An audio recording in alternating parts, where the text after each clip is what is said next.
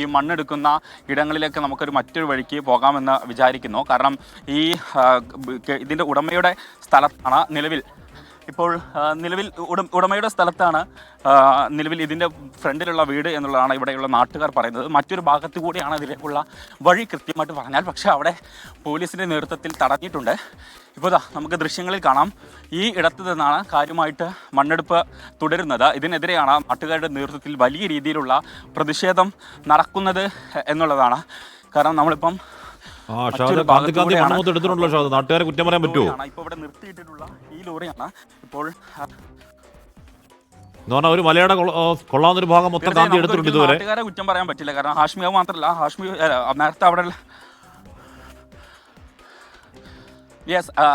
നേരത്തെ നാട്ടുകാർ പറഞ്ഞതുപോലെ ഇവരെ തെറ്റിദ്ധരിപ്പിച്ചുകൊണ്ടാണ് ഇത്തരത്തിൽ ഈ മണ്ണെടുപ്പ് തുടർന്നത് എന്നുള്ളതാണ് ഇവർ പ്രധാനമായിട്ടും പറയുന്നത്. ഇവിടെ നമുക്ക് കാണാം വലിയൊരു മൊബൈൽ ടവർ ഉണ്ട്. ശേഷം ഇവിടെയുള്ള ഈ ഭൂമി തട്ടാക്കി വെക്കാൻ വേണ്ടിയിട്ടാണ് ഇവിടെ നിന്ന് മണ്ണെടുത്തത്. അതുകൊണ്ട് അതിൻ്റെ ബാക്കി വരുന്ന മണ്ണ് എടുത്തു മാറ്റുകയാണ് ചെയ്തത് എന്നുള്ളതാണ് പ്രധാനമായിട്ടും ഇവിടെയുള്ള ആളുകൾ, നാട്ടുകാരൊക്കെ നമ്മളോട് പറഞ്ഞിട്ടുള്ളത്. നമുക്ക് കാണാം JCB അവിടെ ഉണ്ട്, അതോടൊപ്പം തന്നെ ലോറി ഇവിടെയുണ്ട്. അതുപോലെ തന്നെ 2 ലോറികൾ നാട്ടുകാരുടെ നേതൃത്വത്തിൽ താഴെ പിടിച്ചിട്ടിട്ടുമുണ്ട്.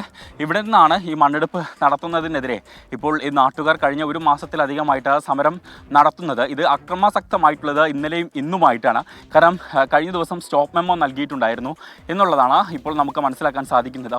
എന്നാൽ ആ സ്റ്റോപ്പ് മെമ്മോ വകവെക്കാതെ ഇപ്പോൾ ഇവർ ഇന്നലെ രാത്രിയുടെ മറവിൽ മുതൽ ഇത്തരത്തിൽ ഈ മണ്ണെടുപ്പ് യഥേഷ്ടം തുടരുകയായിരുന്നു എന്നുള്ളതാണ് നമുക്ക് മനസ്സിലാക്കാൻ സാധിക്കുന്നത്. എന്താ നിലവിൽ ഇവിടുത്തെ ഒരു അവസ്ഥ എന്താ? ഇപ്പം രാവിലെ മുതൽ തുടങ്ങി അല്ലേ? ഓക്കെ. അപ്പം രാവിലെ മുതലാണ് മണ്ണെടുപ്പ് തുടങ്ങിയിട്ടുണ്ടായിരുന്നത് എന്നുള്ളതാണ് മനസ്സിലാക്കാൻ സാധിക്കുന്നത്. പിന്നീടാണ് ഇത്തരത്തിൽ മറ്റ് നാട്ടുകാരൊക്കെ തന്നെ സംഘടിച്ച്, സമരസമിതി പ്രവർത്തകർ സംഘടിച്ച് പിന്നീട് ഇവിടേക്ക് എത്തിച്ചേരുകയും ഇതിനെതിരെ രംഗത്ത് വരികയും ചെയ്തിട്ടുണ്ടായിരുന്നത്. പിന്നീടാണ് പോലീസും ഇവിടെ എത്തി ഈ സമരത്തിനെതിരെ ലാത്തി വീശുന്ന ഒരു സാഹചര്യം ഉണ്ടായത്. ഇപ്പോൾ നമുക്ക് ദൃശ്യങ്ങളിൽ കാണാം, വലിയ രീതിയിലുള്ള, ഹാഷ്മി സൂചിപ്പിച്ചതുപോലെ തന്നെ വലിയ രീതിയിലുള്ള ഒരു കുന്നാണ്. ഈ കുന്നാണ് ഇടിച്ചു നിരത്തി ഇവിടെ നിന്നും മണ്ണ് യഥേഷ്ടം കൊണ്ടുപോകുന്നത്. ശരി, നാട്ടുകാരുടെ പരാതിയുടെ കാരണം എന്താണ് എന്ന് ഇനി കൂടുതൽ വിശദീകരിക്കേണ്ട കാര്യം ഉണ്ടാവില്ല. അവരുടെ നാട്ടിലെ ഒരു കുന്നാണ്.